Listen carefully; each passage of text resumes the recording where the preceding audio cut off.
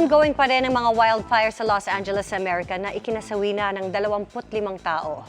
And more than 12,000 structures na ang tinupok, kabilang ang bahay ng ilang Hollywood stars. May report si Lars Santiago. Cliché o palasak na paglalarawan. Pero eto talaga yun, mala pelikula ang sunog na kumalat sa Los Angeles. Hindi kinailangan ng Hollywood effects dahil totoo ang mga tila apokaliptik na tagpo. Halos walang laban ng libu-libong bumbero sa apoy na pinalala pa ng malalakas na hangin. 25 na ang patay, habang 100,000 ang lumikas sa sunog na walang sinino, kahit mga A-listers ng Hollywood. Si Paris Hilton, hindi na niya masisilayan ang kanyang Malibu home.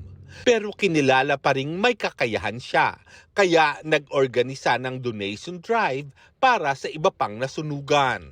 Malamang di rin malilimutan ni A Walk to Remember star Mandy Moore ang mga nasaksihan daw sa paglalakad sa kanilang lugar. Tinawag niyang himala ang pagkakaligtas ng malaking bahagi ng kanyang bahay, bagamat natupok ang grahe at back house. Nagpasalamat naman siya sa mga nagpaabot ng tulong at suporta.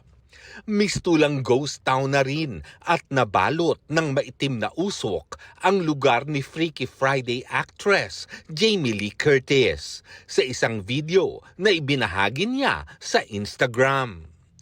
All gone naman ang nasabi ni Hairspray actress Ricki Lake sa pagkakatupok ng kanyang anyay dream home. Hindi anya masusukat ang sakit ng pagkawala ng tahanan kung saan nabuo ang marami niyang memories. Apektado rin ang bahay ng iba pang celebrity tulad ni Anna Faris, Miles Teller at ng mag-asawang Leighton Meester at Adam Brody.